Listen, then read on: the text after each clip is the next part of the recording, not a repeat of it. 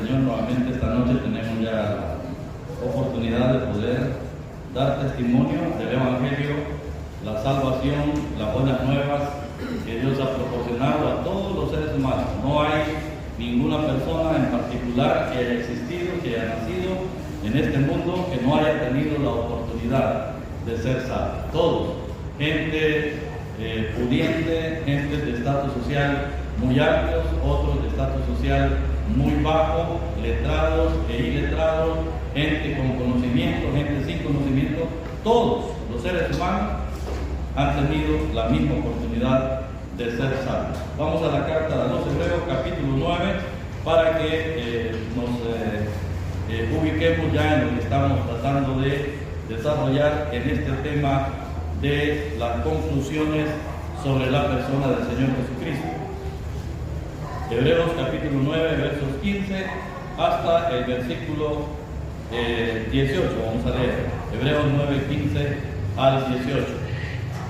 Así que por esto es mediador de un nuevo pacto, para que interviniendo muerte para la remisión de las transgresiones que había bajo el primer pacto, los llamados reciban la promesa de la herencia eterna.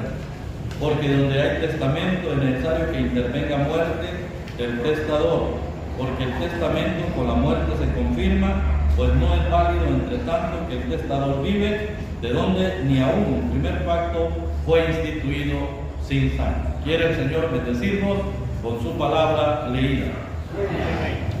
Ya hemos estado viendo con relación a este tercer punto de la conclusión con la vida del Señor Jesucristo en la carta a los Hebreos, que Cristo aquí es mediador de un nuevo pacto. Él es el mediador de un nuevo pacto y da las razones ahí el escritor por qué el Señor se convierte en mediador de un nuevo pacto. Él es el mediador porque Él es el único que trazó la única línea entre el hombre y Dios para que pudieran ser salvos. Allí estuvimos viendo varias razones por las cuales Cristo se convierte en el mediador. Hoy vamos a avanzar que Cristo se convierte en el mediador de un nuevo pacto porque Él pagó el costo que demandaba este pacto. Él es el mediador porque pagó el costo.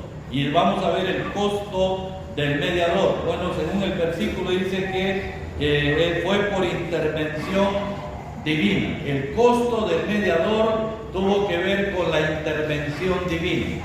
¿Por qué tuvo que ver con la intervención divina? Bueno, porque el mediador no podía ser un hombre común y corriente. El mediador no podía ser una víctima de animalitos, como los toros, los machos cabríos, las ovejas, la vaca lazana y otra serie de animales que eran sacrificados. No podía ninguno de esos ser mediador. Esos animalitos que murieron en el Antiguo Testamento solamente eran tipos del Señor Jesucristo, que era el mediador. Él, por intervención divina, se convierte en el mediador. Y aquí vamos a ver el costo del mediador. En primer lugar, tiene que ver por la intervención divina. Dios lo preparó de antemano. Él preparó el mediador de antemano. Y eso lo encontramos ahí en el libro de 1 Pedro, capítulo 1, textos 18 y 19. Primera carta del apóstol Pedro, en capítulo 1, versos 18 y hasta 20.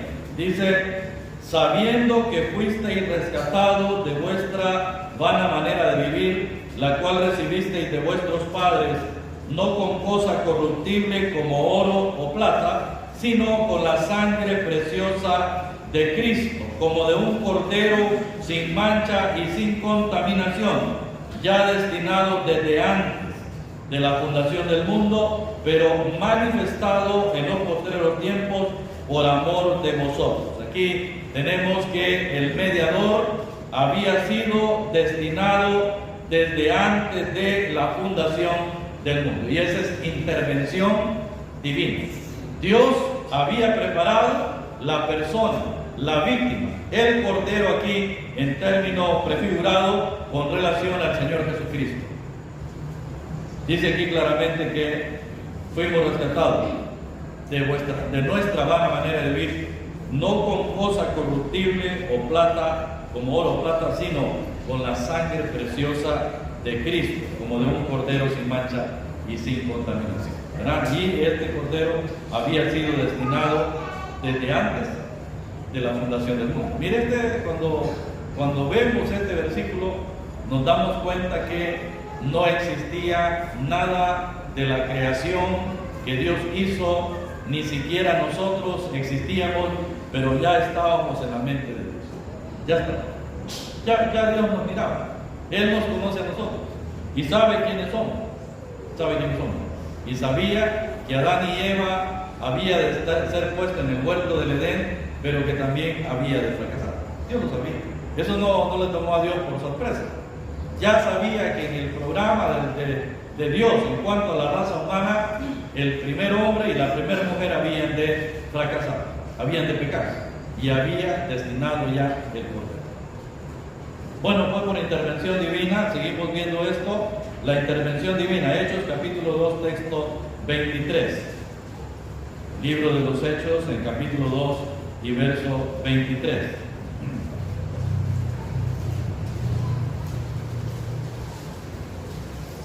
Dice: a este entregado por el determinado consejo y anticipado conocimiento de Dios, prendisteis y matasteis por manos de inicuos, crucificando, al cual Dios levantó suelto los dolores de la muerte, por cuanto era imposible que fuese detenido por ello. Entonces aquí encontramos que el Señor Jesucristo fue entregado. Dice: a este entregado por, a este se refiere al Señor. Para ver qué es el Señor tenemos que ver el contexto, que es el versículo 22. Dice: varones israelitas, oíd estas palabras.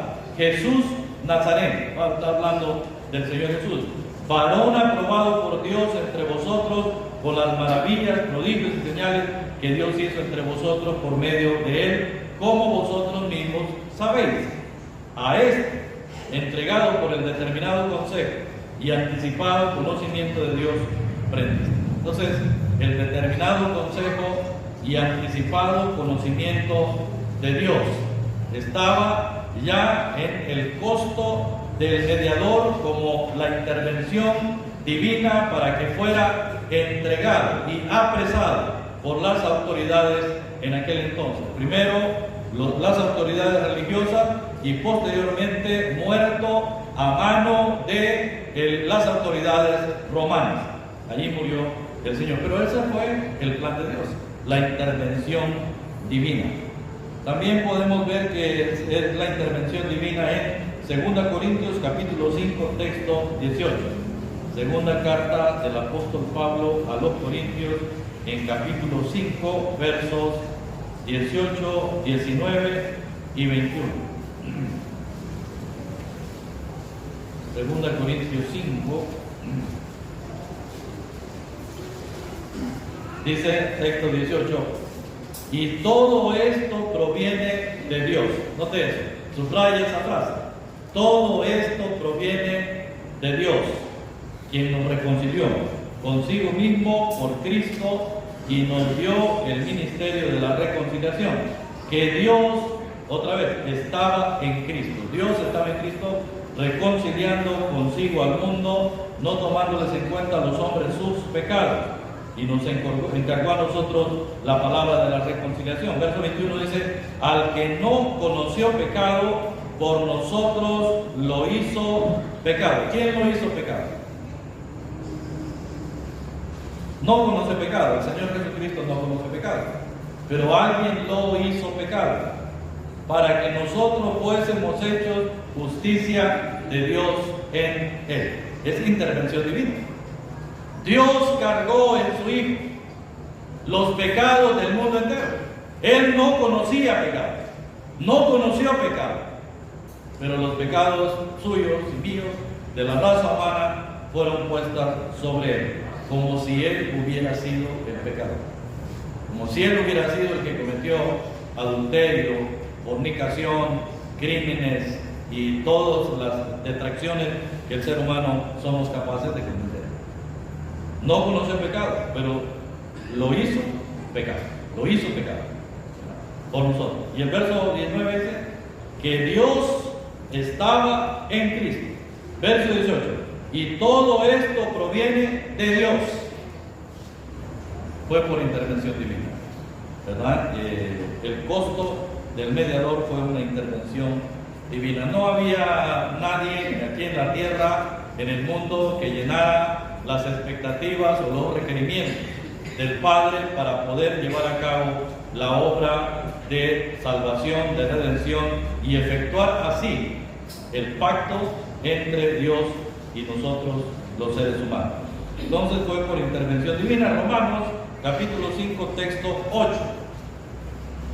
Romanos 5, 8, y hay muchos versículos que se refieren, que indican, que orientan a este asunto de que fue Dios quien intervino en este asunto del mediador, del costo que debía pagar el mediador para efectuar el pacto. Romanos 5, verso 8 dice: mas Dios muestra su amor para con nosotros, en que siendo aún pecadores, Cristo murió por nosotros, ¿verdad? Lo dice claramente el versículo. Dios muestra su amor.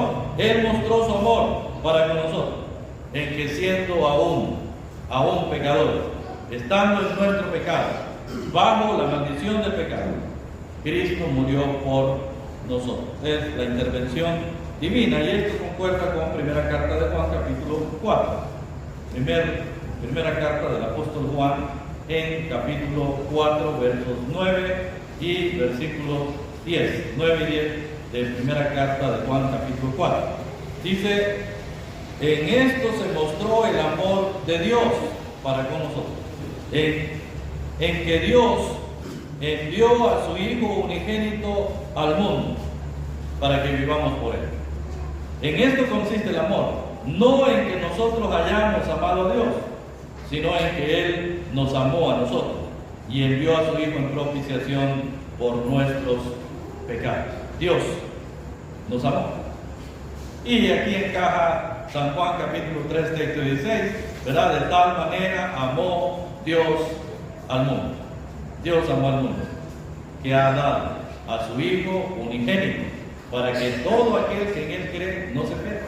Todo.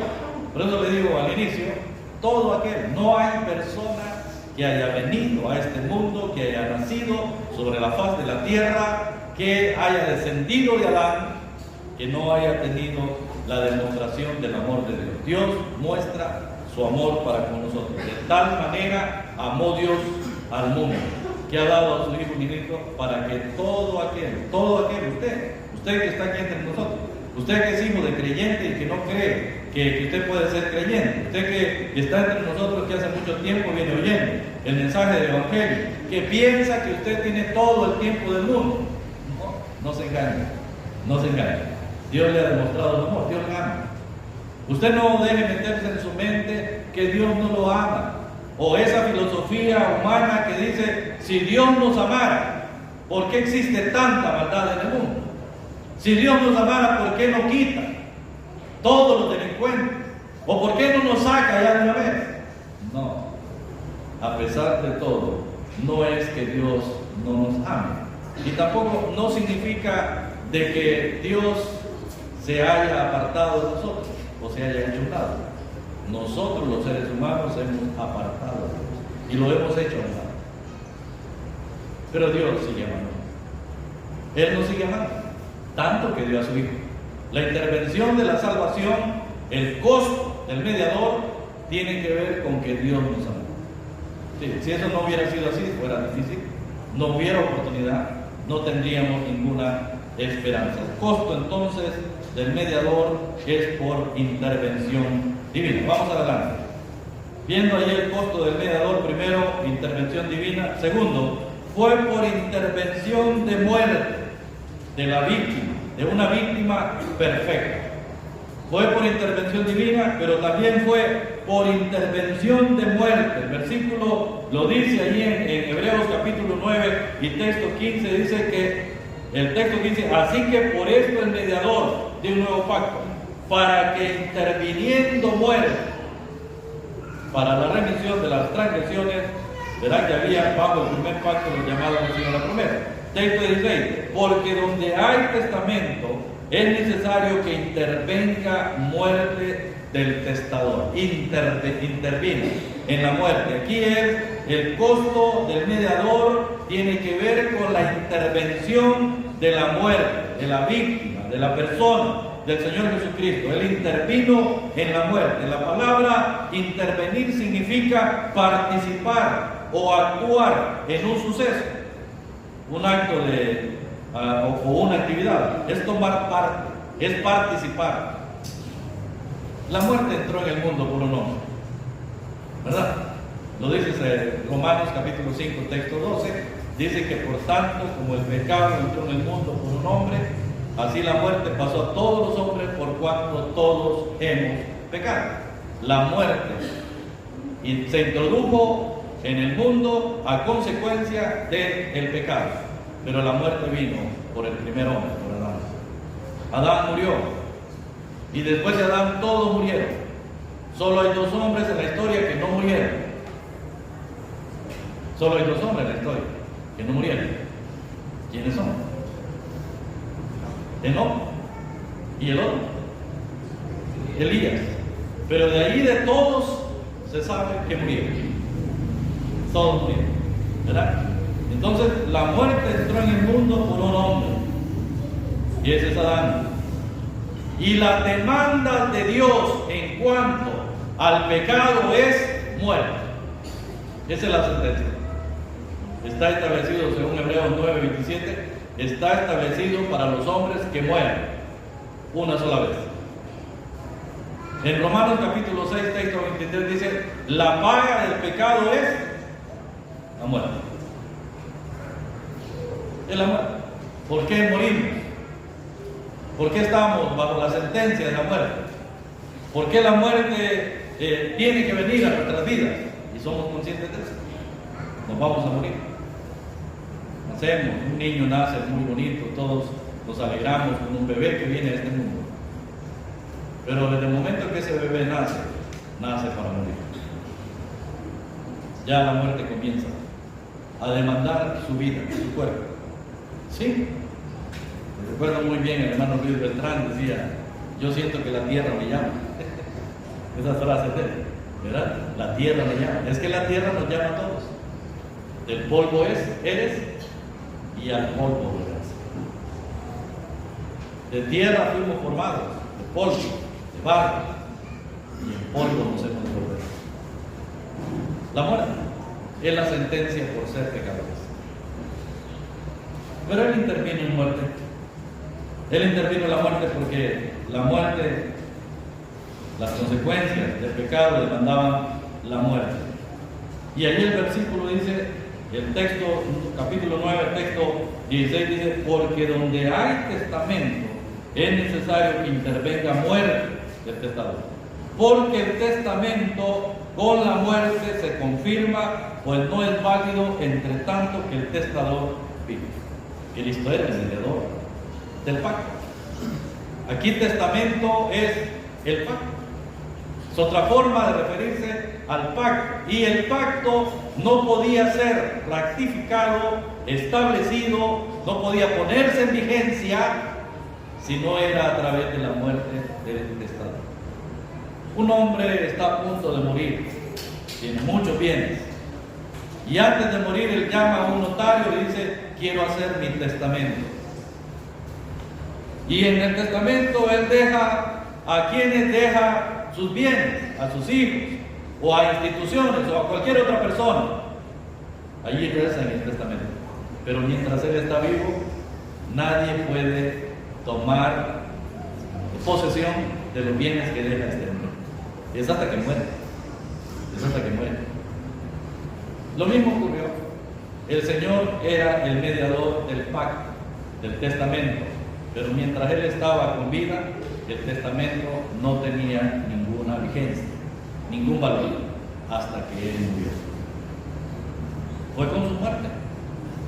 Por eso lo dice el texto 16: porque donde hay testamento es necesario que intervenga muerte del testador.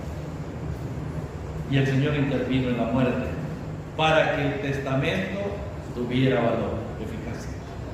Entonces tiene valor el pacto, El nuevo pacto, que es de lo que estamos hablando, tiene vigencia ya porque el Señor Jesucristo murió. Él murió y murió por todos. Con la muerte fue la intervención de su muerte. 2 Corintios 5, textos 14 y 15.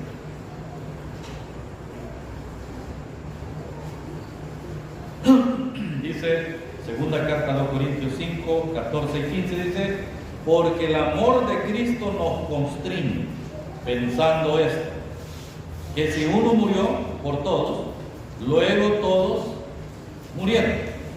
Y por todos murió, para que los que viven ya no vivan para sí, sino para aquel que murió y resucitó por ellos. ¿Por quiénes murió? ¿Por quiénes murió? Por todos. Él murió por todos. Miren, texto 15 dice: y por todos murió, para que los que viven ya no vivan para sí, sino para aquel que murió y resucitó por ellos. Bueno, en realidad el Señor murió por todo el mundo, pero no todo el mundo vive por Él. ¿Quién? ¿Quiénes son los que viven?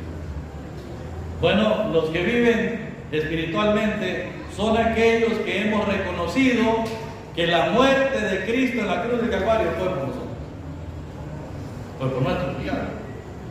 Entonces, para que los que viven, usted y yo vivimos, no solo vivimos físicamente, sino que vivimos espiritualmente. Para que los que viven ya no vivan para sí. Ya nosotros que hemos creído en Cristo, que somos beneficiarios de la muerte y resurrección de Jesucristo, ya no vivimos para nosotros. Ya no vivan para sí, sino para aquel que murió y resucitó por ellos. Usted, hermano y hermana, ya no vive para usted. Yo no vivo para mí. Vivimos aquí en esta tierra, sí. Todavía estamos aquí en este mundo, sí. Mientras el Señor nos conceda vivir aquí. Pero nuestra misión, nuestra meta, nuestro objetivo no es vivir para nosotros. Ya no. Es vivir para aquel que murió y resucitó por nosotros. Porque Él intervino en la muerte. Hebreos capítulo 2, texto 15, estuvimos viendo la primera conclusión sobre el Señor Jesucristo, pero Hebreos 2.15 explica eso claramente. Dice, así que, el texto 14, así que por cuanto los hijos participaron de carne y sangre, Él también participó lo mismo, para destruir por medio de la muerte al que tenía el imperio de la muerte, esto es, al diablo, y librar a los que por el temor de la muerte estaban sujetos a servidumbre. ¿Verdad? Él ha hecho todo. Ya murió. Le quitó el imperio de la muerte al que tenía el imperio de la muerte. Su propósito es librarnos de la muerte eterna, no de la muerte física. La muerte física siempre nos va a venir, pero Él nos va a librar de los temores de la muerte eterna. Hay quienes todavía tienen mucho temor a morir porque no han sido resucitados juntamente con Cristo. No han creído en el Señor, no le han entregado su vida. Y aunque muchos han dicho creer, pero no están completamente convencidos de que el Señor les ha salvado. Cuando una persona ha sido salva verdaderamente, entonces descansa en el Señor. No en sus propios criterios o pensamientos, no en sus emociones, sus sentimientos, sino que está descansando en las promesas de la palabra de Dios. Intervino en muerte, hermanos, porque era necesario la redención del creyente. Mire Gálatas capítulo 3, texto 13. Gálatas 3, 13.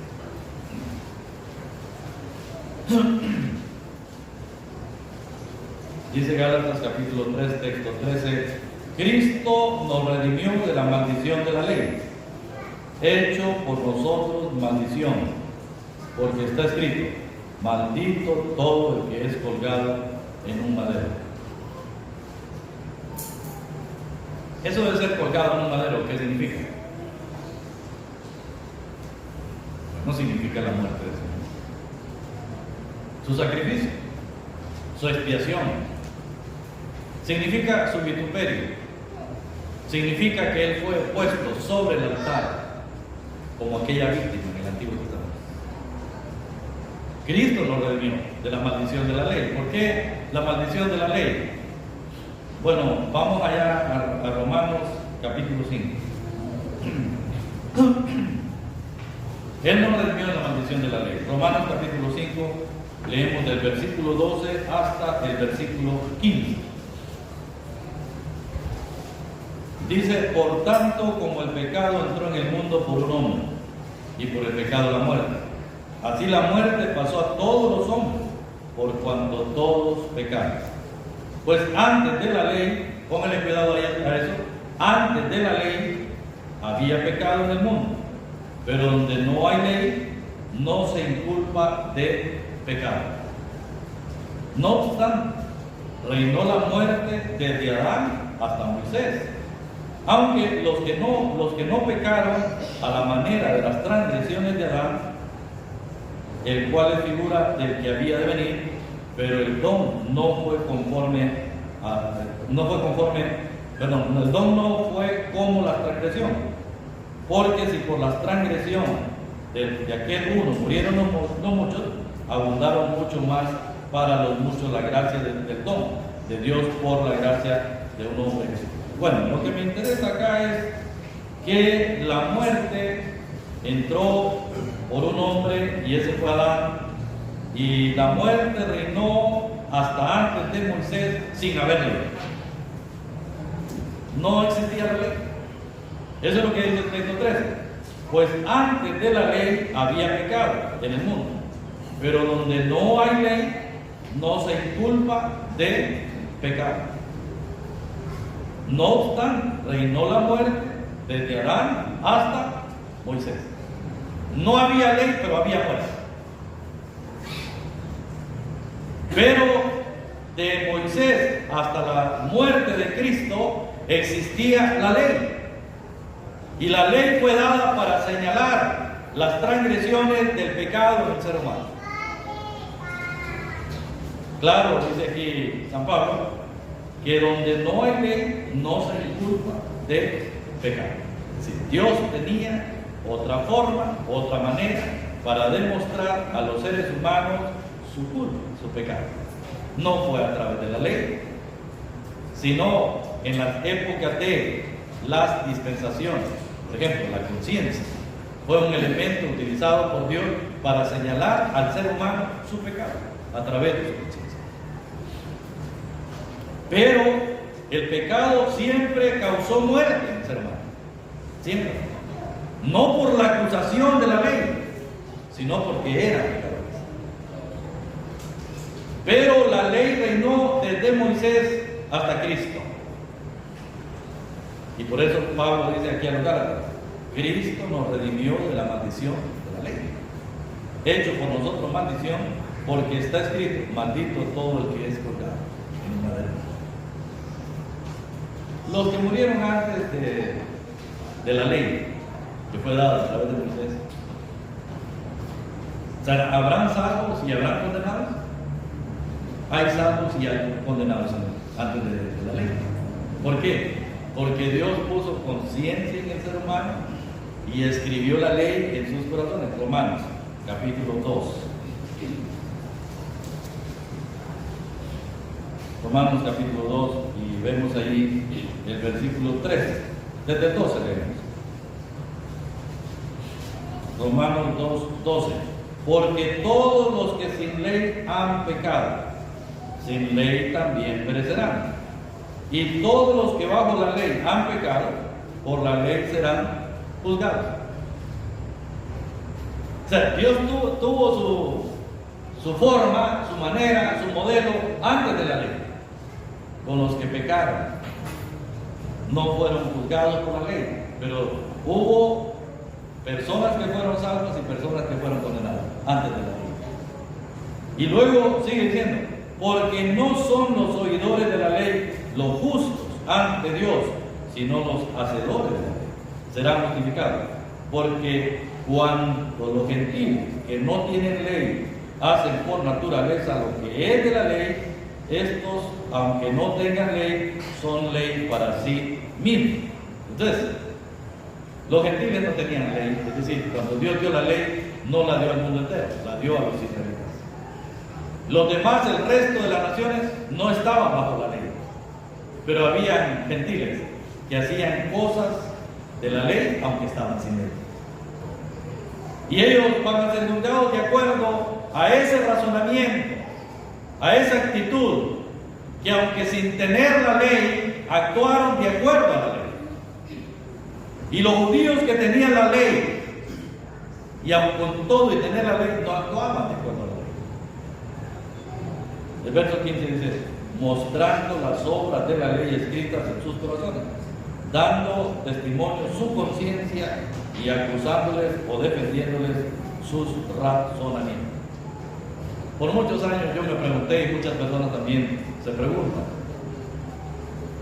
¿qué irá a pasar con esa gente que no conoció el Evangelio, que no se les predicó el Evangelio, que nunca tuvieron una Biblia?